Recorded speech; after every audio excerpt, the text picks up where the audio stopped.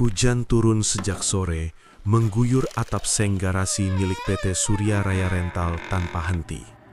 Suaranya berisik, seperti ribuan jari mengetuk bersamaan. Raka berdiri di depan pagar besi yang setengah berkarat, menatap deretan mobil yang terparkir rapi di dalam. Lampu neon berkedip, membuat bayangan kendaraan tampak bergerak pelan. Sudah 3 hari ia bekerja di sana. 3 hari juga perasaan aneh terus mengikuti. "Mas, belum pulang?" tanya Dedi, mekanik senior, sambil mengelap tangannya dengan kain hitam. "Belum, Pak. Pak Surya minta saya nunggu satu mobil. Katanya harus saya terima langsung," jawab Raka. Dedi berhenti mengelap. Wajahnya berubah kaku. Mobil hitam.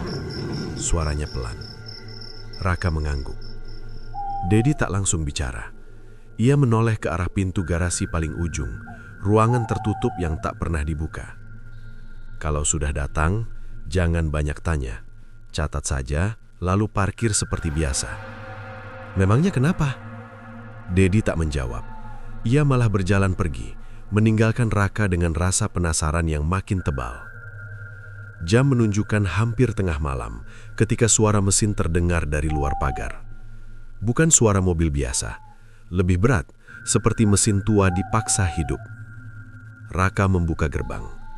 Sebuah mobil Toyota Alphard hitam masuk perlahan. Lampunya redup, kacanya gelap pekat. Mesin mati tepat di depan Raka, tapi pengemudi tak kunjung turun. Raka mendekat, mengetuk kaca. Tok, tok, tak ada respon. Ia menunduk, mencoba melihat ke dalam. Kosong. Kursi pengemudi tak berisi siapapun. Raka mundur selangkah, nafasnya tercekak. "Loh, tadi nyetir siapa?" Tiba-tiba, pintu belakang terbuka sendiri. Krik. Bau anyir langsung menyeruak, seperti campuran karat dan darah kering. Di jok belakang ada lumpur basah, menetes ke karpet. Jejak kaki terlihat jelas, kecil, seperti milik anak kecil, tapi berlendir hitam.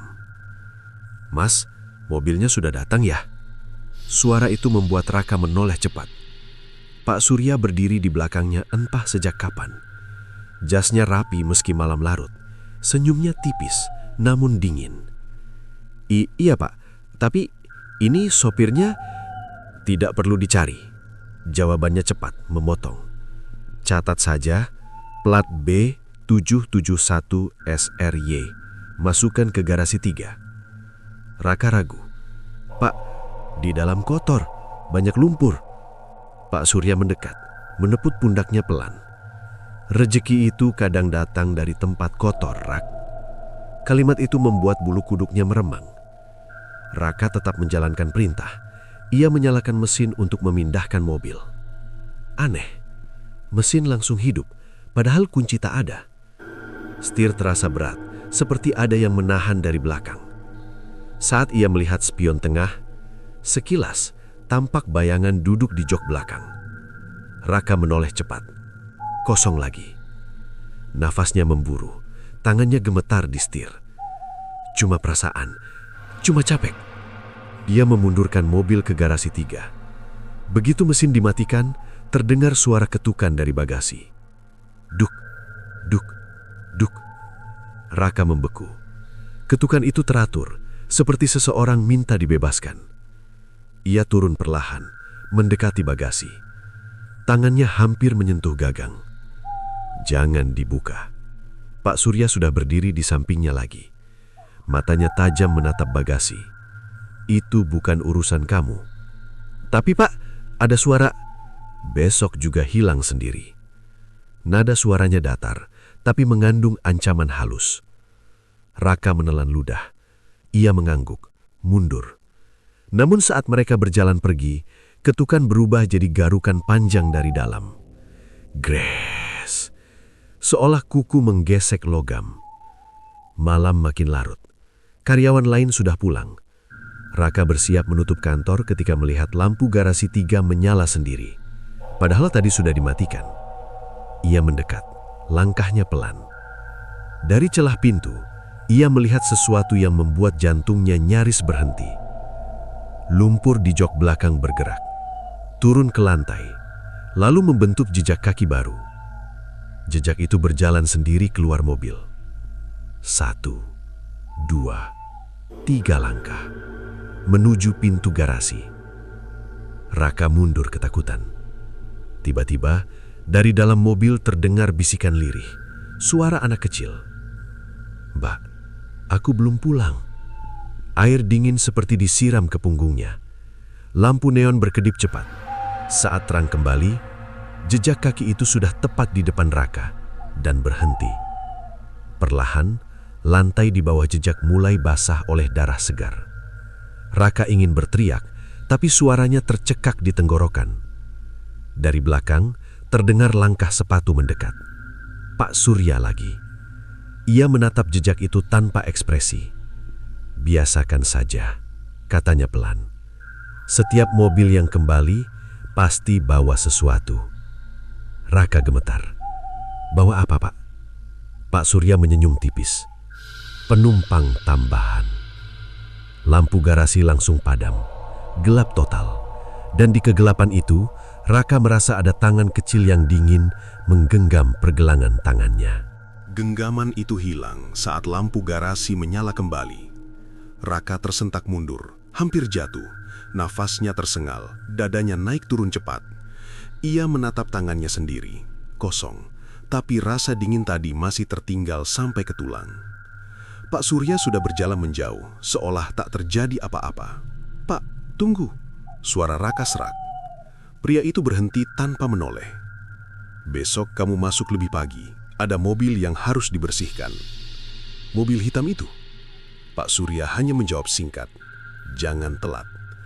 Ia lalu pergi, meninggalkan Raka sendirian di garasi yang tiba-tiba terasa jauh lebih luas dan lebih sunyi. Pagi datang bersama kabut tipis yang menggantung di halaman rental. Raka datang paling awal, tapi suasana sudah terasa berat sejak melangkah masuk. Mobil hitam itu masih di garasi 3. Kotorannya belum hilang. Lumpur di jok mengering, tapi warnanya berubah lebih gelap, seperti darah yang membeku. Dedi muncul sambil membawa ember dan sabun. "Kamu disuruh bersihinnya?" tanyanya. Raka mengangguk pelan. "Pak Didi, sebenarnya mobil ini..." "Jangan nanya," potongnya cepat. "Semakin kamu tahu, semakin susah tidur." Kalimat itu bukannya menenangkan, malah membuat perut Raka melilit. Mereka mulai membersihkan bagian dalam mobil. Karpet diangkat. Begitu diangkat, bau busuk langsung menyeruak lebih kuat. Raka menutup hidung. "Bau apa ini, Pak?" Dedi tak menjawab. Ia malah menyiram karpet dengan air banyak sekali, seperti ingin menghapus sesuatu. Saat Raka mengelap jok belakang, tangannya menyentuh sesuatu yang keras di sela kursi. Ia merogoh. Sebuah gelang anak kecil, berwarna merah, tapi sudah kusam.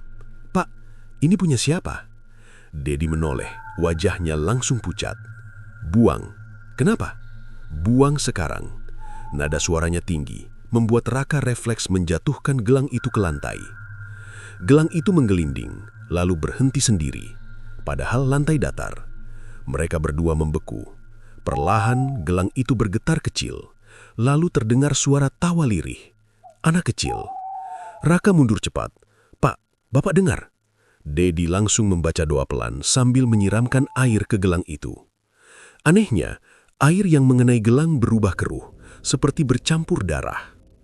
Pekerjaan hampir selesai ketika tinggal bagasi yang belum dibuka. Raka menatap pintunya lama.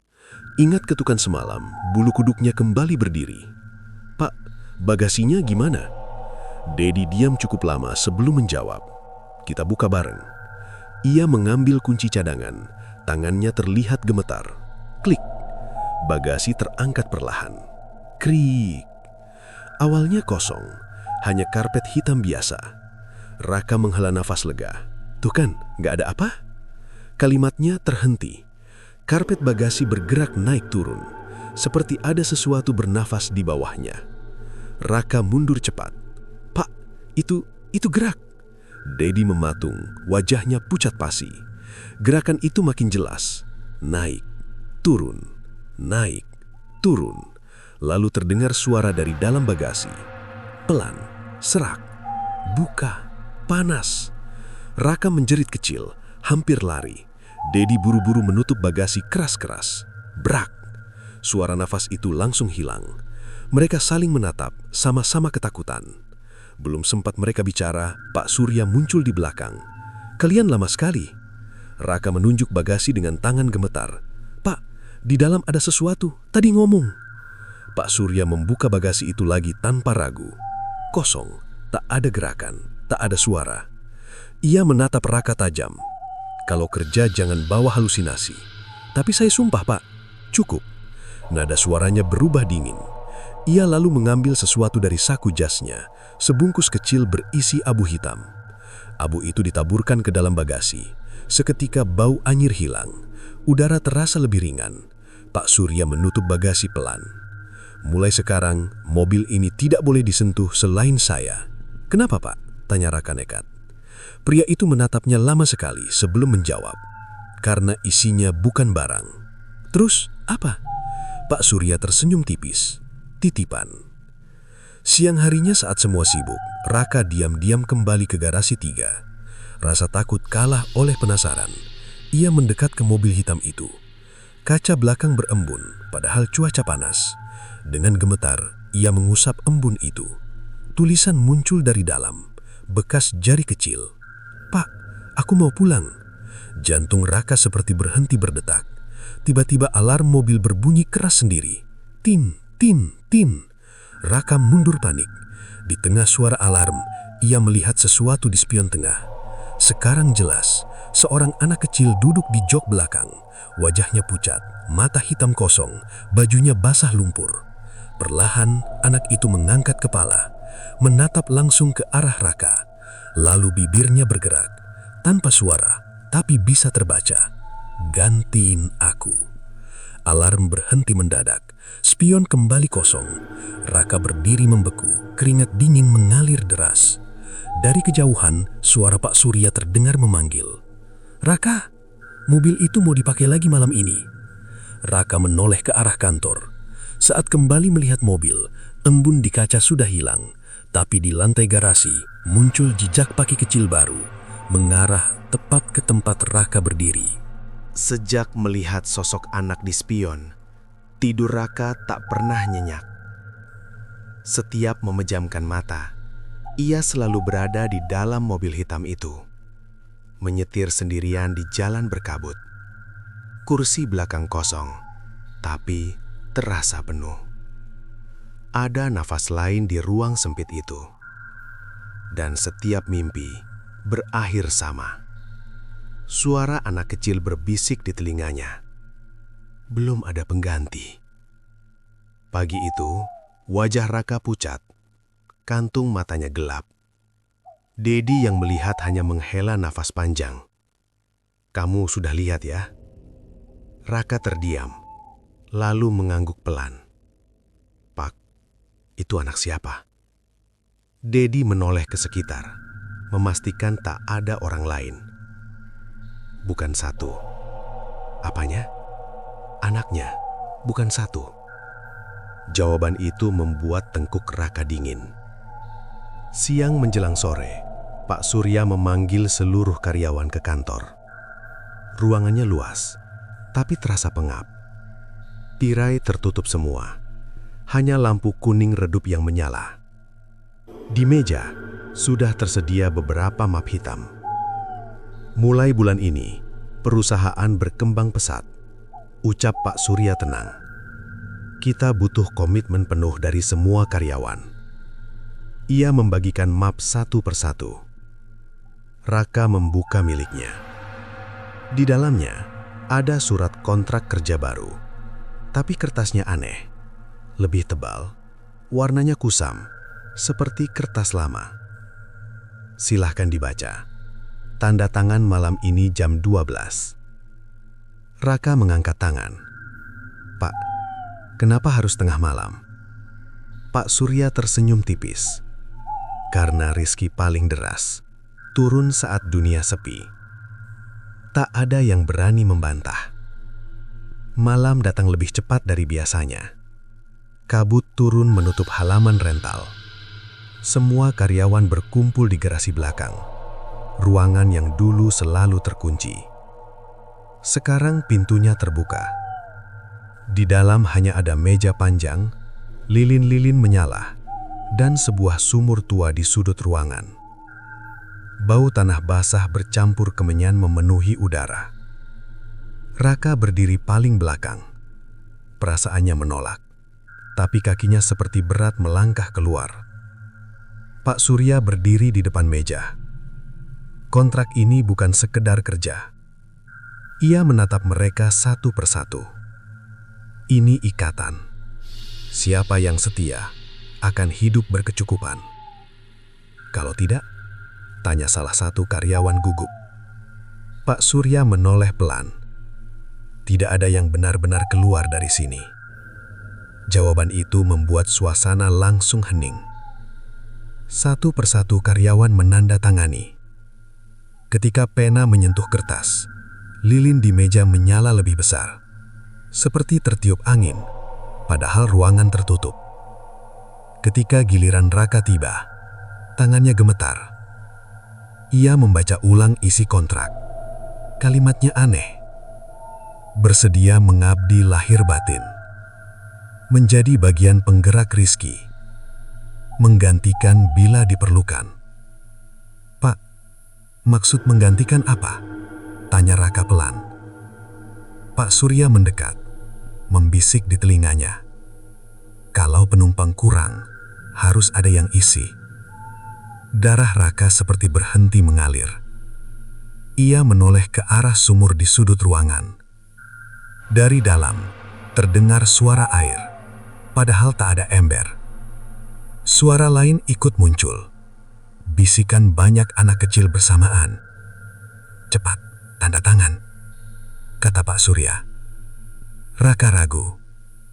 Tiba-tiba dari arah sumur terdengar suara yang sangat ia kenal. Suara anak di mobil. Om, jangan tanda tangan. Raka membeku. Karyawan lain seperti tak mendengar. Om, nanti nggak bisa pulang. Suara itu lirih, memohon. Raka mundur selangkah. Saya belum siap, Pak. Wajah Pak Surya langsung datar. Semua di sini juga dulu belum siap. Tapi, belum selesai bicara, air sumur tiba-tiba meluap. Bukan air jernih, melainkan lumpur hitam. Dari permukaannya, muncul tangan-tangan kecil. Banyak sekali. Mereka meraih ke atas, seperti minta ditarik keluar. Beberapa wajah anak muncul sesaat, lalu tenggelam lagi. Raka menjerit mundur. Karyawan lain tetap diam, seperti tak melihat apapun. Pak Surya menatap Raka tajam. Kamu sudah terlanjur melihat. Ia menyodorkan pena lagi. Kalau tidak tanda tangan, kamu yang jadi pengganti malam ini. Nafas Raka berburu. Korban? Mobil itu? Anak-anak itu? Pak Surya tersenyum tipis. Mereka penarik Rizky. Setiap mobil harus ada isinya.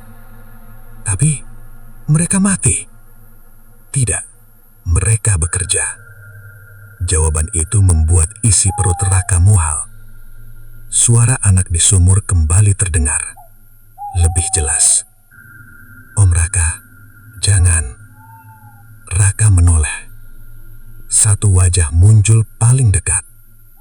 Wajah yang sama dengan di spion. Anak itu menangis. Matanya kosong, hitam. Dia janjiin pulang, tapi bohong. Raka gemetar hebat. Ia menatap kontrak di tangannya. Tinta di kertas bergerak sendiri, membentuk nama-nama. Puluhan nama anak kecil tertulis di bagian bawah, seperti daftar tumbal. Pak Surya berbisik lagi. Kamu tinggal tambah satu. Saat itulah Raka sadar. Nama terakhir di daftar masih kosong. Disediakan untuknya. Tiba-tiba, semua lilin padam bersamaan. Ruangan gelap total. Dari sumur terdengar suara banyak anak berbisik bersamaan. Gantiin, gantiin. Tangan-tangan kecil mulai merayap keluar sumur, memanjang di lantai, mendekati kaki Raka. Ia menjerit, menjatuhkan Bena. Lampu menyala kembali. Semua kembali normal. Sumur tenang, lantai kering, seolah tak terjadi apa-apa. Pak Surya menatapnya dingin. Kesempatanmu tinggal 1 malam lagi. Ia mengambil kembali kontrak itu.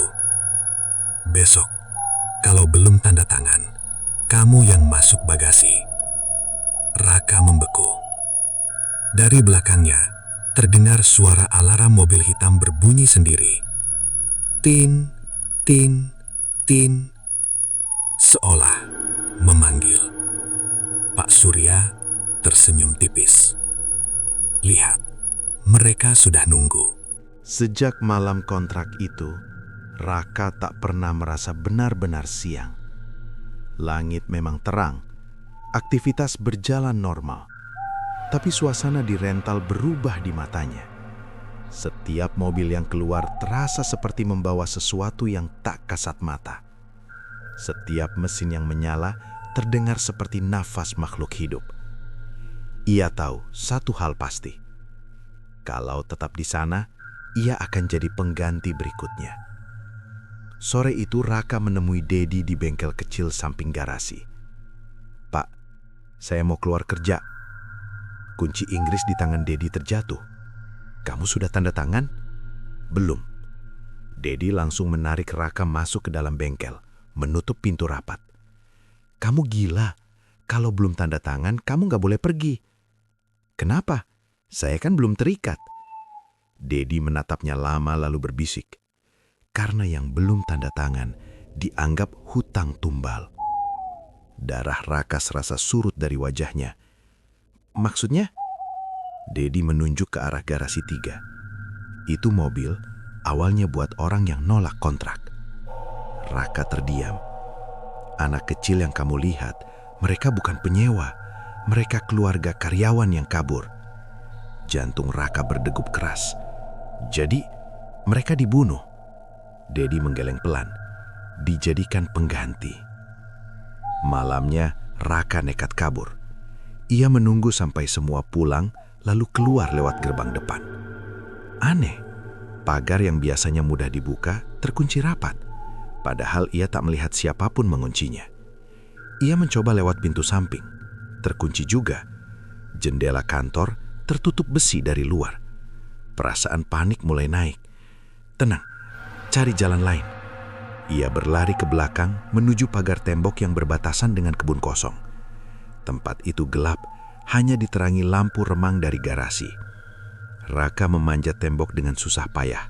Begitu hampir sampai atas, tangannya tiba-tiba ditarik sesuatu dari bawah. Dingin, kecil, banyak. Ia menoleh. Puluhan tangan anak kecil muncul dari tanah, mencengkeram kakinya. "Jangan pergi." Suara mereka bersamaan, lirih tapi jelas. Raka menjerit, menendang panik sampai terlepas dan jatuh ke sisi dalam lagi. Saat ia bangkit, tangan-tangan itu sudah hilang. Tanah kembali normal tapi basah lumpur. Nafas Raka tersengal. Ia mundur perlahan. Tiba-tiba lampu halaman padam. Mesin mobil hitam menyala sendiri.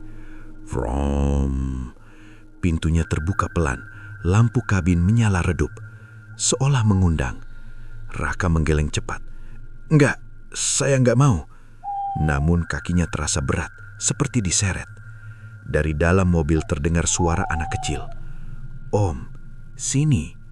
Raka menutup telinga, tapi langkahnya tetap maju. Saat sampai di samping pintu, ia melihat ke dalam. Sekarang bukan satu anak, ada 5, duduk berjajar di jok belakang. Wajah mereka pucat, mata kosong, baju kotor tanah. Salah satu yang paling depan, anak yang pernah bicara padanya, menatap langsung. "Om mau pulang?" Raka mengangguk gemetar. Anak itu tersenyum sedih. "Kita juga." Tiba-tiba bagasi terbuka sendiri. Brak! Di dalamnya penuh. Bukan barang, melainkan sosok anak-anak lain bertumpuk, diam, berlumpur, seperti tidur. Raka mundur sambil muntah. "Tadi saya sudah bilang, kamu gak bisa keluar." Suara Pak Surya terdengar dari belakang. Raka berbalik cepat. Pria itu berdiri santai, tangan di saku jas. "Kenapa, Pak? Kenapa harus anak-anak?" Pak Surya mendekat pelan. Karena jiwa mereka masih kuat, lebih tahan dipakai narik rezeki. "Kamu sakit?" "Tidak, saya sukses." Jawabannya dingin tanpa emosi. Raka menunjuk mobil itu. "Mereka mau pulang." Pak Surya tertawa kecil. "Kalau mereka pulang, bisnis saya mati." Lalu ia berbisik, "Dan kamu juga." Raka memberanikan diri bertanya, "Ini mulai dari mana, Pak?" Pak Surya menatap mobil hitam itu lama sebelum menjawab. "Dari kecelakaan." Ia menunjuk kap mesin. "Dulu saya hampir bangkrut. Malam itu mobil ini nabrak satu keluarga." Raka menahan nafas.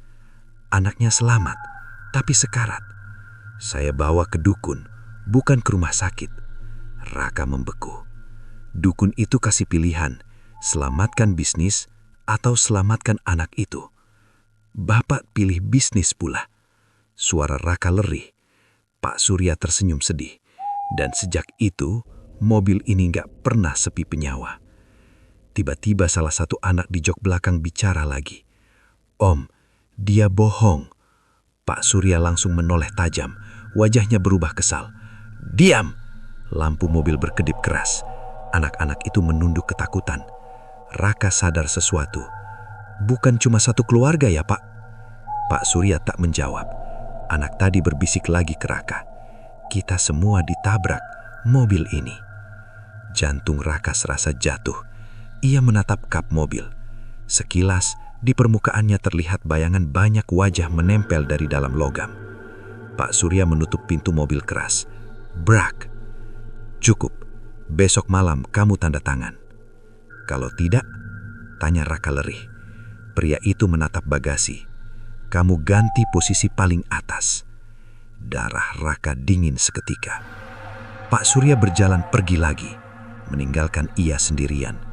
Sebelum masuk kantor, ia berkata tanpa menoleh, "Jangan coba kabur lagi. Tanah di sini sudah kenyang tumbal." Raka berdiri sendirian di halaman. Mobil hitam itu perlahan mati sendiri. Lampu padam. Tapi sebelum gelap total, anak di jok belakang menempelkan telapak tangannya ke kaca. Berbisik pelan, "Om, kalau mau selamat, hancurin sumurnya." Lampu langsung mati. Gelap. Dan dari arah garasi belakang terdengar suara air sumur meluap lagi. Sejak bisikan anak di mobil itu, pikiran Raka tak tenang. "Kalau mau selamat, hancurin sumurnya." Kalimat itu terus terulang di kepalanya, bahkan saat ia bekerja, makan, sampai mencoba tidur di mes karyawan. Setiap memejamkan mata, ia melihat sumur tua di garasi belakang. Airnya hitam, penuh tangan kecil yang meraih. Ia sadar satu hal, kalau ingin keluar hidup-hidup, ia harus menemukan cara memutus pesugihan itu. Dan pusatnya, sumur. Malam itu, Raka pura-pura lembur. Semua karyawan sudah pulang, tinggal suara jangkrik dan dengung lampu halaman. Ia berjalan pelan menuju garasi belakang. Pintu ruangan ritual tak terkunci, padahal biasanya digembok. Saat didorong, pintu berderit panjang. Krek. Bau kemenyan langsung menyergap, bercampur tanah basah. Sumur tua itu berada di sudut, sama seperti malam kontrak. Namun sekarang lilin tak menyala. Ruangan gelap, hanya diterangi senter ponsel Raka. Ia mendekat perlahan. Air sumur tenang, terlalu tenang, seperti bukan air, melainkan cairan pekat. Raka menyorotkan cahaya lebih dalam. Permukaannya memantulkan wajahnya, tapi bayangannya tersenyum sendiri. Raka langsung mundur. Ini gak beres. Di samping sumur, ia melihat sesuatu yang tak ia perhatikan sebelumnya. Sebuah lemari kayu tua, terkunci tapi sudah lapuk. Dengan obeng, ia congkel paksa sampai terbuka. Di dalamnya ada map-map kusam, buku catatan dan foto lama. Tangannya gemetar saat membuka buku pertama. Isinya daftar nama, puluhan, semua anak-anak. Di samping nama tertulis tanggal dan keterangan singkat. Penarik unit 3, pengisi bagasi, penjaga jalan tol. Raka menutup mulut menahan mual. Ia membuka halaman terakhir. Nama paling baru belum diisi, tapi di bawahnya sudah tertulis pengganti kontrak gagal. Itu jelas untuknya. Tiba-tiba suhu ruangan turun drastis. Nafas Raka berubah jadi uap. Air sumur beriak sendiri. Plup, plup, plup. Seperti ada sesuatu naik dari dasar. Raka menyorotkan senter. Perlahan, wajah anak muncul di permukaan. Anak yang sama dari mobil. Matanya hitam, tapi kini lebih jelas. Om datang. Suara itu keluar dari air, bergaung. Raka gemetar, tapi bertahan. Kamu, siapa namamu? Anak itu terdiam sesaat, seolah lupa. Dulu, Rian. Air di sekitar wajahnya bergolak, lalu muncul wajah lain, lalu lain lagi. Puluhan anak mengelilinginya dari dalam sumur. Kita semua di sini. Raka menelan ludah. Kalian bisa bebas kalau sumurnya dihancurin. Rian mengangguk pelan. Tapi ada penjaganya. Belum sempat Raka bertanya, air sumur tiba-tiba meledak naik. Biur! Cairan hitam muncrat keluar, membasahi lantai. Dari dalam muncul sesuatu yang jauh lebih besar. Bukan anak-anak, melainkan sosok tinggi kurus. Kulitnya seperti lumpur retak, matanya merah menyala. Tubuhnya setengah cair, setengah padat. Raka jatuh terduduk. Itu apa? Rian berbisik lemah. Yang ikat kita. Makhluk itu menoleh ke Raka perlahan. Lehernya berderak seperti patah. Kau belum tanda tangan. Suaranya berat, seperti banyak suara digabung. Raka mundur merangkak. Aku gak mau. Makhluk itu keluar lebih tinggi dari bibir sumur. Tangannya panjang menjelur. Kalau bukan tanda tangan, kau jadi isi. Tiba-tiba, pintu ruangan terbuka keras. Brak! Pak Surya masuk bersama 2 orang berpakaian hitam. Wajahnya marah besar. Saya sudah bilang jangan ke sini. Ia menaburkan abu hitam ke arah makhluk itu. Seketika sosok lumpur menjerit dan kembali tersedot ke dalam sumur. Air kembali tenang, tapi bergolak kecil. Pak Surya menarik kerah baju Raka kasar. Kamu mau mati cepat? Raka berani menatap balik. Ini semua anak-anak yang Bapak tabrak ya? Wajah Pak Surya berubah gelap. Mulutmu, saya lihat daftarnya. 2 pria hitam langsung menahan Raka. Pak Surya mendekat, berbisik dingin. Kalau sumur ini hancur, bukan cuma mereka yang bebas. Tapi, tanya Raka gemetar.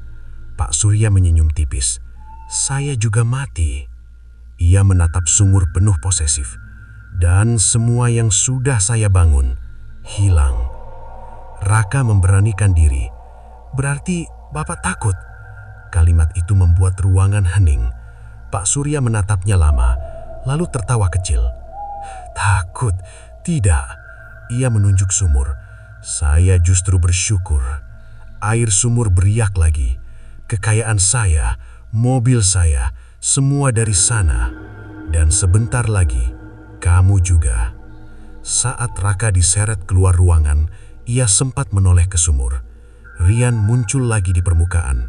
Bibirnya bergerak cepat, tanpa suara. Tapi Raka bisa membacanya jelas. Besok malam, ritual besar. Pintu ditutup keras. Brak! Dari dalam, terdengar suara banyak anak berbisik bersamaan. Cepat, sebelum kamu jadi kami. Raka diseret kembali ke mes. Kali ini pintunya dikunci dari luar. Di dalam kamar, ia menemukan kontrak kerja itu sudah terletak di meja. Padahal ia tak pernah membawanya. Di bagian tanda tangan, Tinta hitam mulai menulis sendiri, membentuk huruf demi huruf. Nama Raka. Tangannya gemetar hebat. Di luar kamar, alarm mobil hitam berbunyi panjang, seolah merayakan sesuatu. Malam itu, udara terasa jauh lebih berat dari biasanya. Di dalam kamar mes yang terkunci, Raka duduk di tepi ranjang dengan tangan gemetar. Kertas kontrak di meja terus bergerak pelan, seperti hidup. Tinta hitam merayap membentuk ulang namanya, lalu menghilang. Lalu muncul lagi.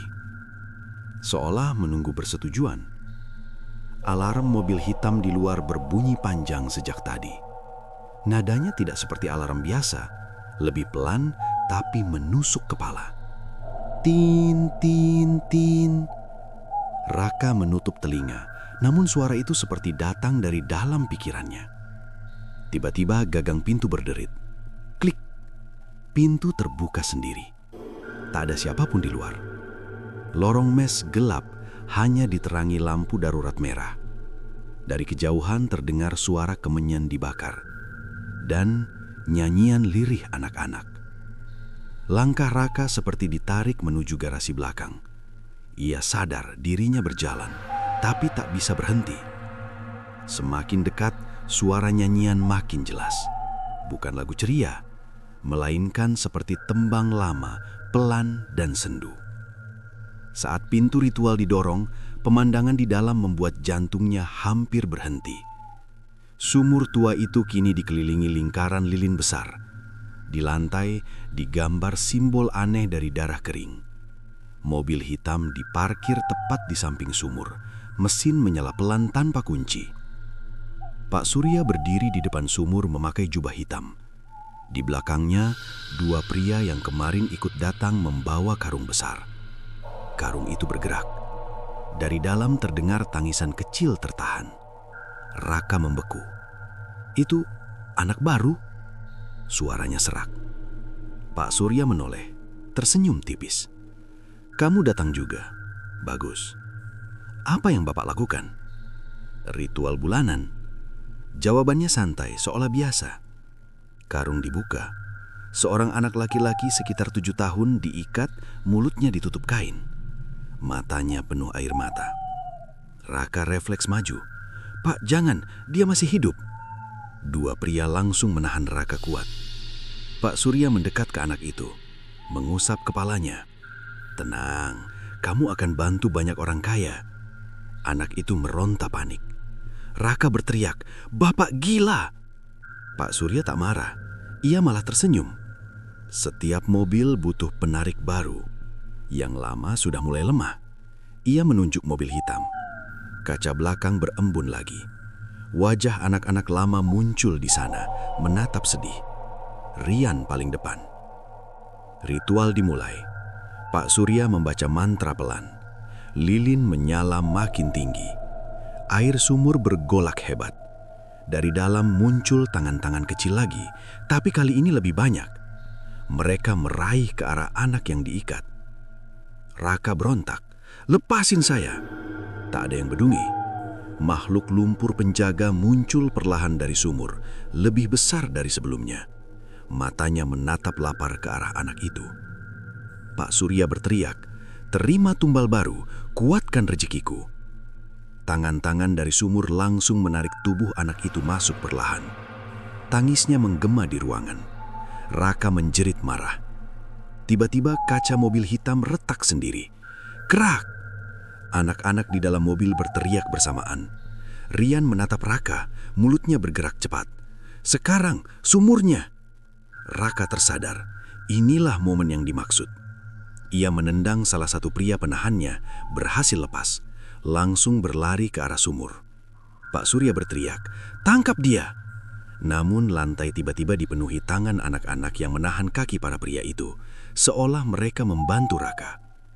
Raka meraih linggis yang tergeletak di dekat lemari. Makhluk lumpur menoleh marah. Kau pengganti. Raka menggertakkan gigi. Saya bukan tumbal. Ia mengayun linggis ke bibir sumur. Brak. Retakan kecil muncul. Air di dalamnya bergolak liar. Anak-anak berteriak, bukan kesakitan, tapi seperti memberi semangat. "Lagi Om, lagi." Pak Surya panik. "Berhenti, kamu bunuh kita semua." Raka tak peduli, ia menghantam lagi. Brak, retakan melebar. Cairan hitam menyembur keluar, berubah jadi asap pekat. Makhluk lumpur menjerit keras, tubuhnya mulai retak. Pak Surya nekat berlari menahan Raka. Mereka bergulat di dekat sumur. "Kamu nggak tahu apa yang kamu hancurin." "Justru saya tahu." Raka mendorongnya kuat. Pak Surya terjatuh tepat di bibir sumur yang sudah retak. Dari dalam, tangan-tangan kecil langsung mencengkram jasnya. Pria itu panik. "Lepasin, saya yang kasih kalian makan." Suara anak-anak menjawab bersamaan. "Bohong." Mereka menariknya perlahan. Pak Surya menjerit ketakutan pertama kalinya. Raka berdiri terpaku. Rian muncul di permukaan air yang kini bercahaya redup. "Om, sekali lagi, biar putus." Dengan sisa tenaga, Raka mengangkat linggis habis kekuatan, lalu menghantam sumur sekuat mungkin. Brak! Sumur pecah besar. Air hitam menyembur ke langit-langit seperti ledakan. Makhluk lumpur hancur jadi asap. Tangan-tangan kecil berubah cahaya putih. Jeritan berubah jadi tawa leda. Pak Surya ikut terseret masuk. Tubuhnya ditarik puluhan tangan. Ia menatap Raka terakhir kali. "Kalau saya hilang, kamu juga." Tubuhnya tenggelam sebelum kalimat selesai. Sumur runtuh total. Lampu-lampu padam. Mobil hitam mati mendadak. Sunyi total. Lalu satu persatu cahaya kecil keluar dari reruntuhan sumur. Arwah anak-anak. Mereka berdiri mengelilingi Raka. Wajahnya kini bersih, tak berlumpur lagi. Rian mendekat. "Terima kasih, Om." Raka menahan air mata. "Kalian bisa pulang?" Rian mengangguk. "Tapi belum semua selesai." Sebelum Raka bertanya, tubuh mereka mulai memudar. Satu persatu menghilang jadi cahaya. Ruangan kembali kosong. Hanya tersisa mobil hitam yang tiba-tiba menyalakan mesinnya sendiri sekali lagi. Vroom. Pintu bagasi terbuka pelan. Kosong. Tapi dari dalam terdengar bisikan terakhir. Masih ada yang ngikat di atas. Mesin mati lagi. Gelap. Raka berdiri sendirian di tengah reruntuhan sumur. Sadar satu hal mengerikan. Pesugihan itu belum sepenuhnya hancur. Reruntuhan sumur masih mengeluarkan asap tipis ketika fajar mulai naik. Raka terduduk di lantai, tubuhnya lemas. Pakaian basah oleh cairan hitam yang kini perlahan mengering seperti debu. Ruangan ritual hancur setengahnya. Lingkaran lilin padam, simbol darah retak, dan mobil hitam terparkir diam tanpa suara. Namun kalimat terakhir yang ia dengar terus terngiang. "Masih ada yang ngikat di atas." Raka mengira semua sudah selesai saat sumur pecah. Ternyata belum. Pagi hari rental tampak aneh. Tak ada karyawan, telepon kantor mati, komputer tak bisa menyala. Seolah bisnis itu mendadak kosong dari kehidupan. Raka berjalan menyusuri garasi, memastikan keadaan. Semua mobil lain normal, kecuali satu, mobil hitam. Kacanya kini jernih. Tak ada embun, tak ada bayangan anak-anak. Namun di kap depan muncul retakan panjang, membentuk pola seperti urat. Saat Raka mendekat, mesin tiba-tiba berbunyi pelan. Vrrr. Padahal tak dinyalakan. Lalu klakson berbunyi sekali. Tin. Seperti memanggilnya. Raka membuka pintu pengemudi perlahan. Kali ini tak ada rasa berat. Ia duduk di kursi, menatap spion tengah. Kosong. Tapi tiba-tiba layar head unit menyala sendiri. Bukan menampilkan radio, melainkan rekaman video lama. Gambar buram seperti CCTV bertahun lalu. Terlihat Pak Surya muda berdiri di hutan malam hari. Di depannya, seorang dukun tua berjubah hitam. Wajahnya kurus kering, matanya cekung dalam. Suara rekaman berderak, tapi masih terdengar. Dukun itu bicara. "Sumur hanya pintu, bukan sumber." Pak Surya muda bertanya, "Lalu sumbernya di mana, Ki?" Dukun menunjuk ke atas. Yang memberi kaya bukan yang di bawah, tapi yang mengikat dari atas. Raka menelan ludah. Video berlanjut. Tampak ritual dilakukan di bawah pohon besar, bukan sumur. Di dahan paling tinggi tergantung benda terbungkus kain hitam, seperti jimat raksasa. Dukun berkata lagi, selama ikatan ini utuh, arwah tetap terikat, walau pintunya hancur. Pak Surya mengangguk. Kalau saya mati? Dukun tertawa kecil. Yang kaya bukan kamu lagi, tapi dia. Layar tiba-tiba mati, mobil kembali sunyi. Raka langsung keluar mobil, nafasnya berat. Jadi yang harus dihancurin bukan cuma sumur. Ia teringat area belakang rental yang berbatasan dengan kebun kosong. Di sana memang ada satu pohon tua besar yang jarang didekati karyawan. Selama ini ia tak pernah curiga. Sekarang semuanya terasa masuk akal. Menjelang sore Raka nekat ke kebun belakang. Langit mendung, angin dingin berhembus pelan. Pohon itu terlihat dari jauh. Tinggi, batangnya hitam, akarnya muncut ke permukaan seperti ular besar. Semakin dekat, bau busuk tercium. Bukan bau bangkai, melainkan bau yang sama seperti dari bagasi mobil dulu. Di batang pohon penuh paku berkarat, kain hitam kecil dan foto-foto kusam anak-anak. Raka gemetar saat menyentuh salah satu foto. Wajah Rian masih hidup, tersenyum bersama keluarganya. Jangan disentuh. Suara berat muncul dari atas. Raka mendongak cepat. Di dahan tertinggi duduk sosok tua berjubah hitam. Dukun di rekaman video. Tubuhnya kurus kering, tapi matanya menyala tajam. Kau yang hancurkan sumur. Raka mundur selangkah. Kamu yang buat semua ini? Dukun itu tertawa pelan. Aku hanya perantara. Yang minta kaya, dia. Ia menunjuk ke arah gedung rental. Sekarang dia sudah jatuh, tapi ikatan masih milikku. Raka menggenggam tangan kuat. Lepasin mereka. Kenapa harus? Dukun turun perlahan. Kakinya tak tencu tanah. Mereka sumber rezekiku sekarang. Raka menunjuk benda terbungkus kain hitam di dahan. Itu ikatannya ya? Dukun tersenyum lebar. Kau cepat belajar. Tinggal saya hancurin. Belum sempat melangkah, tanah di sekitar pohon retak. Tangan-tangan anak muncul lagi, tapi kini mencengkeram Raka, menahannya. Bedanya wajah mereka sedih, bukan marah. Rian muncul di antara mereka. Om, jangan dekat. Dia kuat. Dukun mengangkat tangan.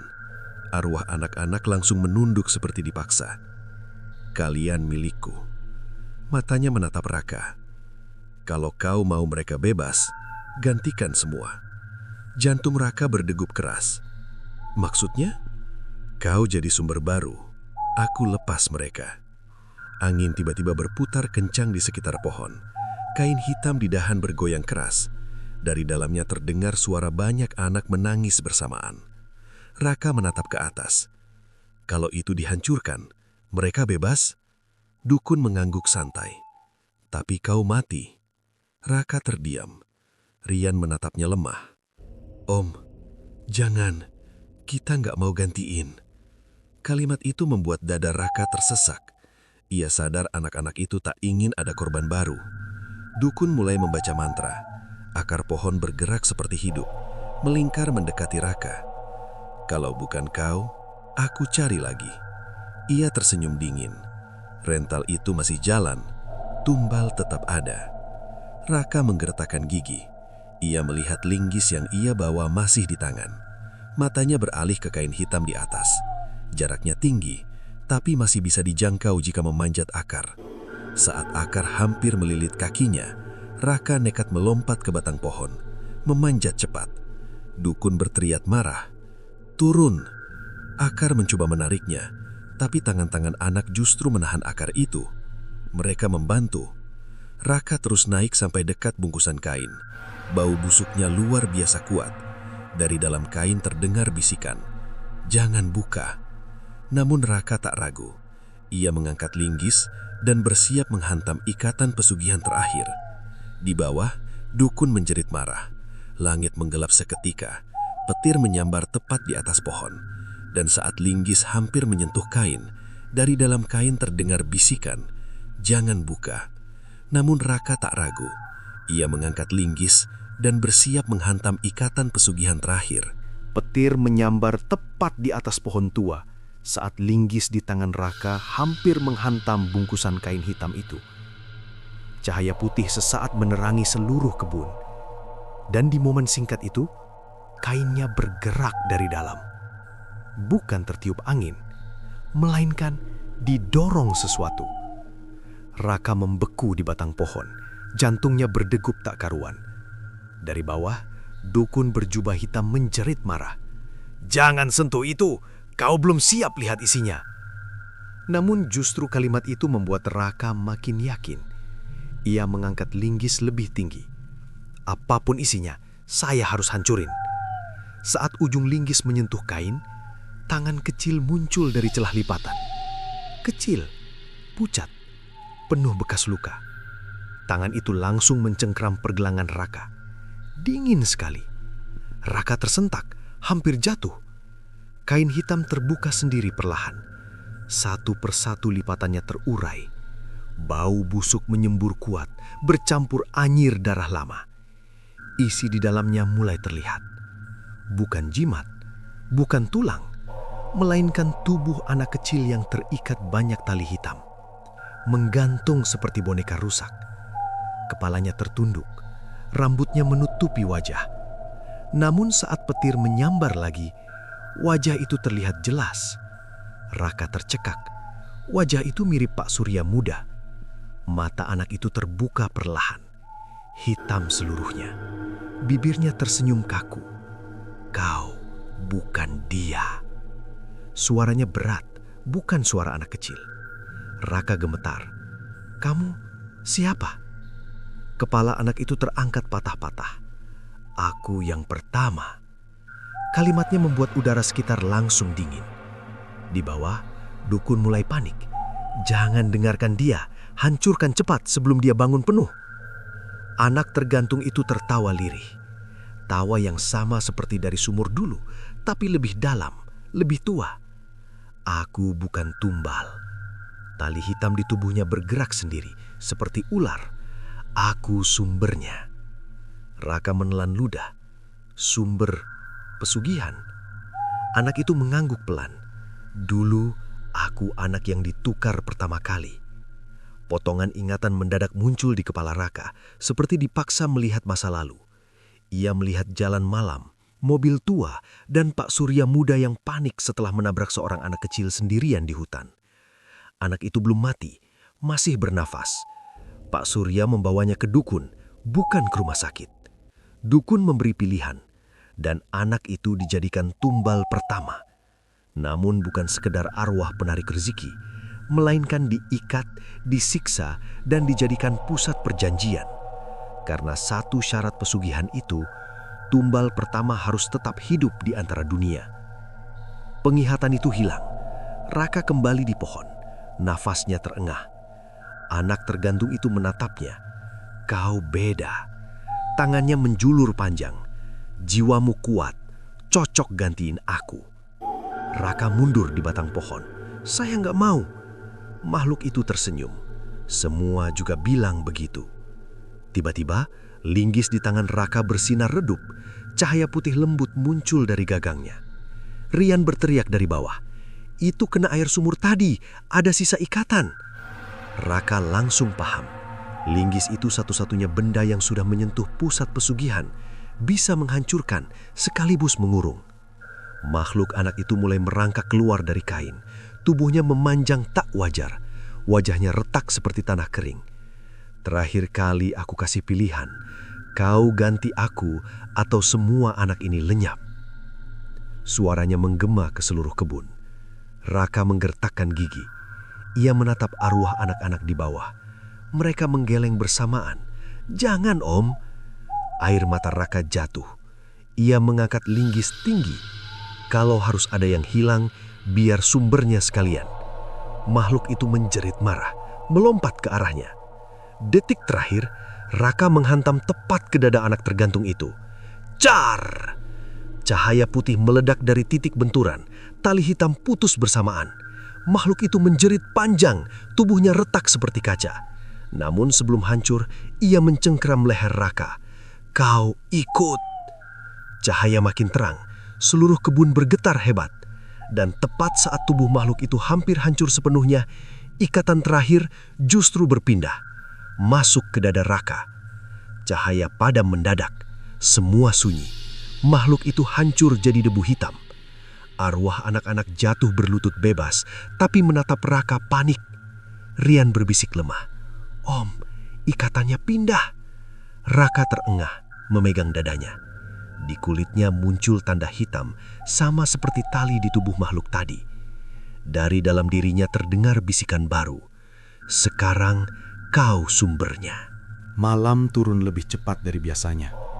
Langit di atas desa itu gelap pekat, seolah menutup semua cahaya yang mencoba menembus. Angin berembus dingin, membawa bau tanah basah bercampur anyir yang sulit dijelaskan. Raka berdiri di depan gerbang rumah tua itu. Napasnya berat. Sejak menemukan kitab hitam di lumbung, hidupnya berubah. Mimpi buruk datang setiap terlelap, memperlihatkan sosok tanpa wajah yang selalu berbisik, "Janji harus dibayar." Di sampingnya, Sari menggenggam lengannya. "Kak, kita masih bisa pergi, nggak harus dilanjutkan," ucapnya pelan. Raka menggeleng. "Kalau aku lari, yang jadi gantinya warga desa. Aku nggak mau itu terjadi." Pintu rumah berderit saat didorong, padahal tak ada yang menyentuh dari dalam. Mereka masuk perlahan. Lampu minyak yang dibawa hanya menerangi sedikit ruangan, sementara sudut lain tenggelam dalam bayangan tebal. Di tengah ruangan sudah ada lingkaran sesaji. Darah ayam masih segar, mengalir tipis ke ukiran simbol aneh di lantai kayu. Sari menutup mulutnya. "Ini baru." Raka mengangguk kaku. Artinya ritual belum selesai. Seseorang sedang menyiapkannya. Tiba-tiba terdengar langkah dari lantai atas. Krek, krek. Pelan, berat, seperti kaki yang diseret. Mereka saling pandang. "Aku naik," bisik Raka. "Jangan sendiri," sahut Sari cepat. Tangga tua itu mengeluarkan bunyi setiap diinjak. Semakin ke atas, udara makin dingin. Lampu minyak bergetar, apinya hampir padam. Sampai di ujung, mereka melihat pintu kamar terbuka sedikit. Dari dalam terdengar suara orang berbicara, tapi sendirian. Tumbal terakhir, darah keturunan, baru gerbang terbuka. Raka menahan napas. Ia mengenali suara itu. "Pak Lurah," gumamnya. Ia mendorong pintu. Di dalam, Pak Lurah duduk bersila di depan altar kecil. Matanya terpejam, tapi bibirnya komat kamit. Di belakangnya berdiri sosok tinggi kurus berbalut kain hitam. Wajahnya tak terlihat, hanya rongga gelap. Sari refleks mundur. Itu yang dimimpimu." Sosok itu menoleh perlahan. Lehernya berbunyi patah-patah. Pak Lurah membuka mata. "Kalian datang juga," katanya datar. "Bagus, jadi aku tak perlu mencari." Raka menggenggam tangan. "Kenapa, Pak? Kenapa harus keluarga saya?" Pak Lurah tersenyum tipis. "Karena leluhurmu yang memulai pesugihan ini. Setiap 7 turunan, 1 nyawa harus diserahkan. Giliranmu sekarang." Sari menggeleng keras. "Ini gila, hentikan, Pak." Pak Lurah berdiri. Terlambat. Sosok hitam di belakangnya melayang maju. Ruangan langsung dipenuhi bau busuk menyengat. Lampu minyak padam seketika. Gelap total. Raka hanya mendengar napas Sari yang panik. "Kah, dia di dekatku." Tiba-tiba tangan dingin mencengkeram leher Raka. Ia terangkat dari lantai. Bisikan parau terdengar tepat di telinganya. "Darahmu kunci gerbang." Raka meronta. Dalam saku jaketnya masih ada kitab hitam yang ia bawa. Ia teringat satu kalimat penutup ritual. Tumbal bisa diganti bila ikatan diputus dengan darah pelaku. Dengan sisa tenaga, ia berteriak, "Sari, pisau sesaji!" Sari meraba lantai dalam gelap. Tangannya menemukan belati kecil. Tanpa ragu, ia berlari ke arah suara Pak Lurah. "Maaf, Pak," bisiknya. Srek! Teriakan memekakkan ruangan. Seketika cengkraman di leher Raka lepas. Ia jatuh batuk-batuk. Lampu minyak menyala lagi. Sendiri. Pak Lurah terlegak, darah mengalir dari dadanya. Sosok hitam di belakangnya retak seperti kaca, lalu pecah menjadi asap pekat. Namun sebelum lenyap, ia menunjuk Raka. Ikatan belum lunas. Asap itu menyusup ke langkai, masuk ke simbol lingkaran di bawah. Rumah bergetar hebat. Sari memeluk Raka. "Kita harus keluar, sekarang!" Mereka berlari turun. Dinding mulai retak, sesaji terbakar tanpa api. Saat hampir mencapai pintu, suara berat menggema dari seluruh penjuru rumah. "Satu lagi, tetap harus ada." Raka berhenti. Sari menariknya. "Jangan berhenti." Raka menatap lingkaran simbol yang kini menyala merah dari dalam lantai. Ia sadar, ritual memang terputus, tapi gerbang sudah terbuka sedikit. Kalau dibiarkan, sesuatu yang lebih buruk akan keluar. Raka menoleh kepada Sari. Matanya sendu namun mantap. "Kalau aku masuk ke lingkaran itu, gerbangnya nutup." Sari langsung menggeleng keras. "Enggak, kita cari cara lain." Waktunya enggak ada. Rumah makin runtuh. Dari lingkaran muncul tangan-tangan hitam mencoba meraih keluar. Raka menggenggam tangan Sari erat. "Terima kasih, udah temenin aku sampai sini."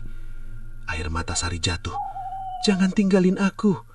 Raka senyum tipis, lalu mendorongnya ke arah pintu. Ia berbalik, lalu melangkah masuk ke lingkaran menyala. Tangan-tangan hitam langsung melilit tubuhnya, menarik ke dalam cahaya merah. Sebelum tenggelam, ia berteriak, "Bakar rumah ini, jangan biarin berdiri lagi." Lingkaran menutup, sunyi. Sari menjerit histeris saat rumah itu akhirnya roboh dilalap api yang muncul dari dalam tanah. Di antara kobaran, sesaat ia melihat bayangan Raka berdiri, lalu perlahan menghilang. Malam kembali sepi. Namun, dari abu yang tersisa, terdengar bisikan sangat pelan. 7 turunan belum berakhir.